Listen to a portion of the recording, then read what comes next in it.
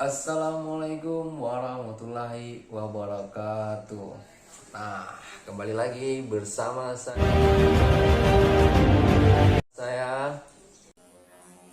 Inul Safrinaldo. Nah, kali ini saya bakal ingin mengorek-ngorek teman-teman agar teman-teman mau berkomentar nantinya di video ini dan memberi ilmu teman. Nah, kenapa saya butuh itu? Karena saya nggak pernah yang namanya mengecam pendidikan lebih tinggi untuk mencari ilmu.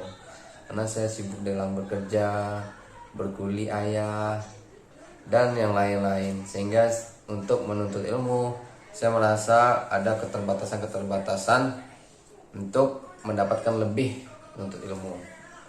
Nah, saya harap untuk teman-teman yang suka relawan untuk memberi ilmunya atau men-sharing di Instagram juga boleh, atau bikin-bikin story, atau langsung bikin video terus kirim ke saya tentang ilmu, terserah. Saya bakal menerima ini dengan sangat baik dan dengan sangat bermanfaat ya, karena kita harus saling berbagi dalam hidup ini dan harus saling tolong menolong. Nah, kali ini saya bakal sedikit menyampaikan, mengutarakan pemahaman saya tentang dakwah. Nah, selama ini saya mengenal kata-kata dakwah itu adalah mengajak, menyampaikan untuk mengingat Allah Subhanahu wa Ta'ala. Nah, yang dalam pikiran saya, berdakwah itu hanya untuk ustadz, ulama, tuanku, kiai, guru. Nah, itu yang selama ini dalam pemikiran saya. Dan setelah saya menemui beberapa guru di belahan dunia ini, ternyata dakwah ini telah dilakukan oleh sahabat Nabi Muhammad SAW, Ali bin Abi Thalib, ketika berusia 9 tahun. 9 tahun, bayangin. Seusia 9 tahun dia sudah bisa berdakwah. Gue heran, seusia itu apa sih yang didakwahinya? Ya kan? Kalau kita seusia itu pasti pemikiran kita masih dalam keadaan ingin bersenang-senang, ingin bermain-main, ya kan? Setuju. Nah, gue pun juga merasakan ketika gue berumur 9 tahun. Tapi setelah saya memahami dakwah dalam lagi, ternyata dakwah itu luas. Dan saya teringat dengan Rasulullah ketika berdakwah kepada Yahudi buta, orang Yahudi buta. Ketika itu Rasulullah selalu mensempatkan waktunya, kalau Nabi Muhammad lewat ke pasar, itu pasti menyamperin orang Yahudi buta itu. Karena orang Yahudi buta ini pengemis yang pengemis buta yang lumpuh. Nah, keseharian Yahudi buta itu dia mengemis, minta di tepi pasar. Nah, Nabi berdakwah kepada orang Yahudi buta itu dengan cara memperlihatkan adab dan akhlak yang baik antar sesama makhluk Allah, antar sesama ciptaan Allah Subhanahu wa Ta'ala. Nah, bagaimana Rasulullah berdakwah? Nah, ini menariknya. Rasulullah berdakwah setiap hari kepada orang Yahudi buta dengan memberi makanan, dengan memberi sapaan, dengan memberi kata-kata yang baik, dengan memberi senyuman. Walaupun Yahudi buta itu nggak bisa melihat, tetap Nabi melihatkan muka yang baik kepada orang Yahudi buta. Nah, itu dilakukan Nabi setiap hari. Pokoknya kalau Nabi lewat ke pasar pasti berhenti ke tempat orang Yahudi buta itu. Nah, menariknya, setelah Nabi Muhammad SAW wafat, ya ternyata orang Yahudi buta ini masuk Islam, guys. Masuk Islam. Kenapa dia bisa masuk Islam? Padahal Nabi Muhammad SAW nggak pernah berceramah tentang agama Islam di depan orang Yahudi buta ini. Tahu kenapa orang Yahudi buta ini bisa masuk Islam? Padahal Nabi sedikit pun nggak pernah bicara tentang agama Islam. Bahkan orang Yahudi buta selalu menghina Nabi Muhammad ketika Nabi Muhammad memberi keindahan-keindahan berinteraksi kepada orang Yahudi buta itu.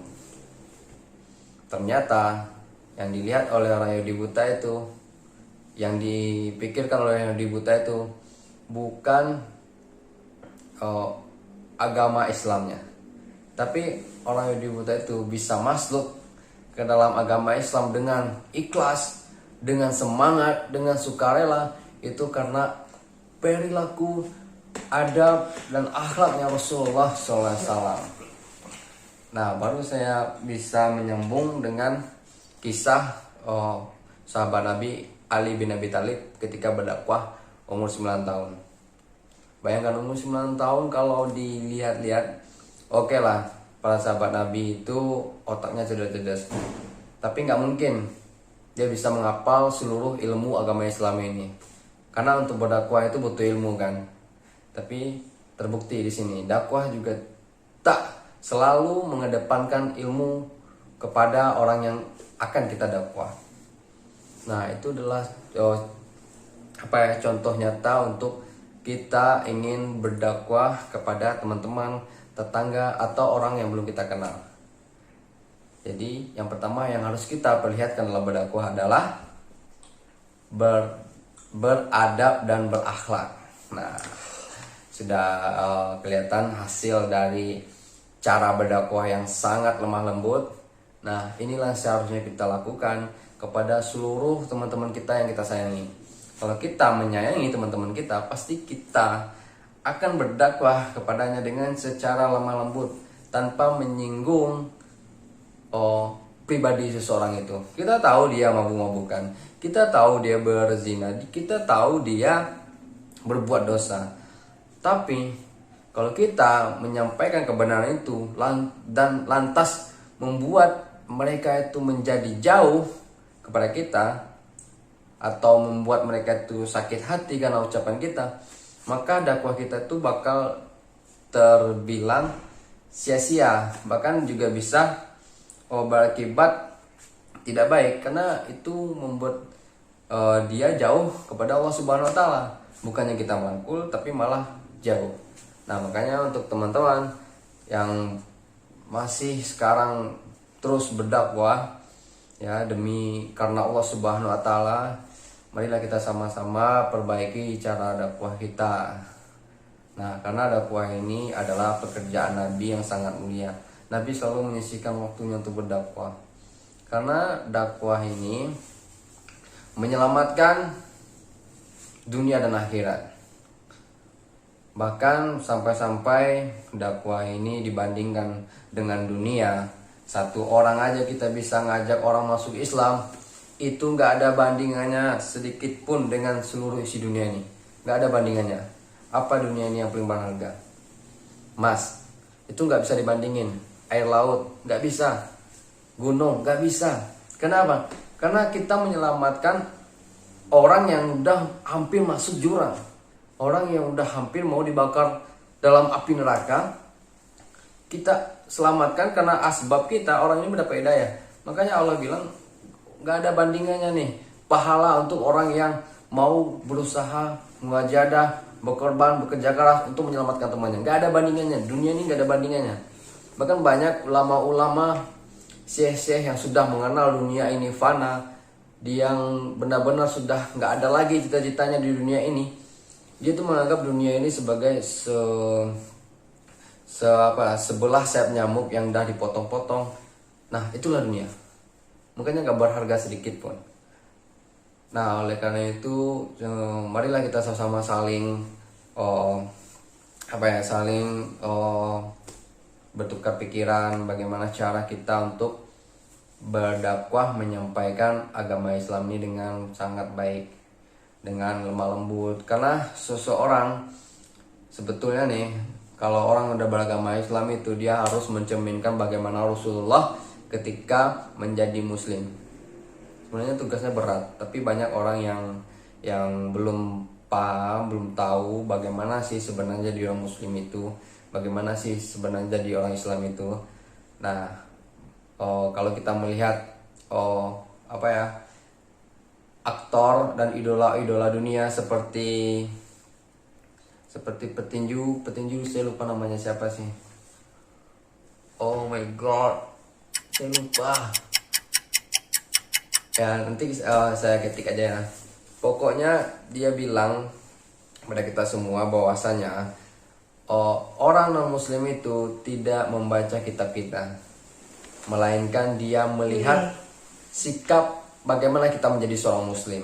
Itu yang dilihat oleh orang non muslim untuk menilai agama Islam ini, dan untuk mereka yang ingin masuk agama Islam, mereka tuh nggak baca kitab. Nah makanya marilah kita sama-sama memperbaiki adab kita, memperbagus cara kita berteman, memperbagus akhlak kita berinteraksi dengan teman-teman yang lain juga, dan bagaimana cara trik-trik berdakwah itu juga ada banyak. Nah, ya mungkin itu aja yang bisa saya sampaikan. Semoga harapan saya untuk teman-teman bisa memberi saya juga teknik-teknik dan trik-trik bagaimana kita berdakwah di zaman sekarang. Apalagi di zaman milenial ini, banyak sekali tantangan yang harus kita selesaikan sebelum hari kiamat datang, guys. Ya, itu tantangan kita sebenarnya sebagai orang muslim. Dunia ini hanya tipu-tipu kata orang-orang yang sudah mengenal dunia ini. Oleh karena itu, marilah kita sama-sama mengeratkan tangan kita. Jangan pernah fanatik dalam beragama, jangan pernah membuat golong-golongan dalam agama, karena agama Islam itu satu, yaitu untuk menyelamatkan seluruh umat manusia yang ada di atas dunia ini. Maka tidak ada hak sedikit pun untuk kita untuk membentuk-bentuk golongan yang hanya untuk mengambil kepentingan, yang hanya ingin mengambil kesempatan, mengambil kepentingan untuk diri kita sendiri. Itu nggak boleh. Ya, saya akhiri. Wassalamualaikum warahmatullahi wabarakatuh.